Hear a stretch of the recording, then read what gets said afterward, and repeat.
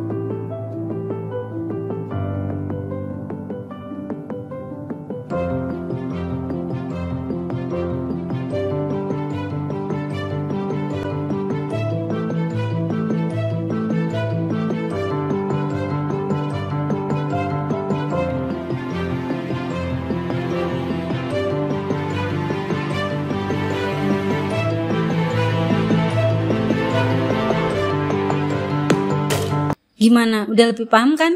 Dalam menulis cerita, perhatikan plot hole. Apa itu plot hole? Plot hole adalah kejanggalan dalam cerita. Ada atau tidaknya plot hole, dan bagaimana cara kita menanganinya bisa jadi indikasi seberapa bagus kita dalam membuat cerita. Jadi perhatikan baik-baik ya teman-teman. Karakter oke, cerita juga udah siap. Sekarang kita bisa masuk ke proses produksi, yaitu pembuatan webtoon itu sendiri. Saya udah buat video terpisah untuk ini, jadi kalian bisa cek aja, ada di atas ini, atau linknya saya kasih di kolom komentar dan kolom deskripsi. Saya bahas singkat aja di sini.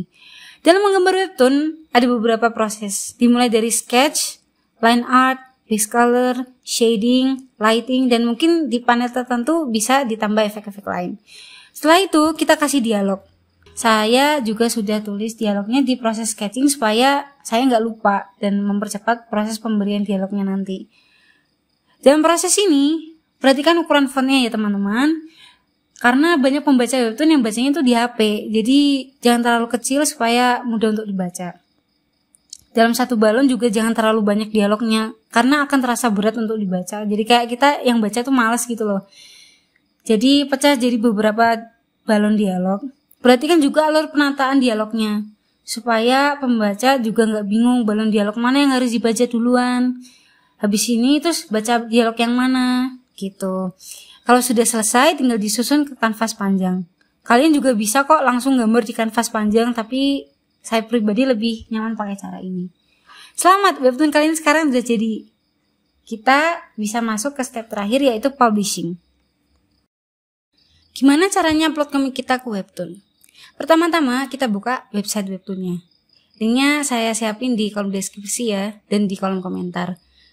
Kedua, kalian harus login. Setahu saya proses upload webtoon untuk saat ini cuma bisa lewat PC. Mungkin teman-teman ada yang tahu bisa lewat HP atau enggak. Kalian bisa share di kolom komentar ya. Terus di sini ada tombol terbitkan. Kita klik. Lalu kita klik buat serial. Kita akan diantar ke halaman ini. Ini adalah proses pembuatan serial webtoon kita. Hal-hal yang perlu disiapkan adalah yang pertama, judul webtoonnya. 2, genre. Di sini kita bisa pilih 2. Genre pertama itu adalah genre utama kita. Dan yang kedua adalah subgenre kita. Saya sarankan kalian isi dua-duanya. Kenapa? Karena webtoon kita bisa dicari dari kedua genre tersebut. Contohnya, webtoon Death Game adalah webtoon dengan genre fantasi dan horor. Kalian bisa cari webtoon Death Game di tab fantasi maupun tab horor. Sehingga peluang kalian untuk dapat pembaca baru jadi lebih besar. 3. Ringkasan cerita atau sinopsis. Buat semenarik mungkin supaya calon pembaca kalian jadi tertarik untuk baca webtoon kalian. Yang keempat, thumbnail persegi. Ukuran 1080 x 1080 pixel dengan ukuran maksimal 500 KB. Kalian pakai format JPG atau PNG ya teman-teman. Yang kelima, thumbnail vertikal. Ukuran 1080 x 1920 pixel, ukuran maksimalnya 700 KB dengan format JPG atau PNG. Thumbnail ini baru muncul ketika kalian masuk ke kolom rekomendasi di menu utama webtoon Canvas ya. Di sini ada community guideline-nya, jadi silakan dibaca dan dipatuhi. Kalau udah, langsung klik aja tombol buat serial. Kalau sudah selesai, kalian bisa lihat serial webtoon kalian di tab dashboard. Sekarang, ayo kita upload episode webtoon kita. Saya akan ajak kalian lihat proses upload webtoon Death Game episode 6. Pertama, kita klik tombol tambahkan episode. Terus, kita akan masuk ke halaman ini. Hal yang perlu kalian siapkan adalah 1. Judul episodenya. 2. Thumbnail ukuran 160 x 151 pixel dengan format JPG atau PNG. Besar maksimalnya 500 KB. Yang ketiga, webtoon kalian dalam bentuk file PNG atau JPG. Kalian bisa langsung masukin kanvas panjang dan webtoon akan secara otomatis motong jadi beberapa slice. Saya sarankan pakai ukuran lebar 800 pixel karena kalau terlalu besar akan dikompres secara otomatis dan hasilnya jadi pecah. Jangan terlalu kecil juga ya, biar bagus hasilnya. Batas maksimalnya total 20 MB dan 100 lembar dengan ukuran gambar tiap slice-nya maksimal 2 MB. Di sini kalian juga bisa kasih note untuk pembaca kalian. Kalian juga bisa atur kolom komentarnya bisa aktif atau enggak. Sebelum kalian terbitkan, kalian bisa cek dulu hasilnya lewat perhatiin jawab PC dan mobile alias HP. Jadi kalau ada kesalahan bisa diperbaiki sebelum episodenya terbit. Dan yang keren adalah sekarang kalian bisa jadwalkan upload episode webtoon kalian. Zaman dulu awal-awal saya nge-webtoon nggak ada ini. Jadi kalau mau upload jam 10 ya harus pas upload jam 10. Jadi sering telat beberapa menit karena proses uploadnya yang ada kendala sana sini. Kalau mau diupload sekarang juga bisa kok, tinggal klik sekarang juga. Klik terbitkan, klik OK, terus udah deh. Selamat, sekarang webtoon kalian udah terbit di webtoon dan siap disajikan ke pembaca yang ada di jagat webtoon. Ayo kita coba buka yuk. Begitulah proses pembuatan webtoon dari awal sampai publish. Gimana menurut kalian? Prosesnya panjang kan? Makanya untuk kalian para pembaca, kalau ada webtoon yang kalian suka, jangan pelit-pelit kasih like. Karena itu adalah sebuah bentuk apresiasi karya autornya. Share juga webtoonnya supaya pembacanya bisa tambah banyak dan tambah terkenal. Saya harap videonya bermanfaat buat kalian yang ada rencana untuk bikin webtoon. Kalau iya, jangan lupa like dan subscribe ya. Kalau videonya bermanfaat banget, kalian bisa mampir ke akun Karya Karsa saya dan kasih tips dengan klik tombol ini. Kalau masih ada yang bingung, silakan tanya aja di kolom komentar. Nanti saya akan jawab berupa video short, Reels, dan TikTok, supaya kalau ada yang punya pertanyaan yang sama juga bisa tahu jawabannya. Terima kasih udah nonton dan sampai jumpa di video yang selanjutnya. Bye-bye!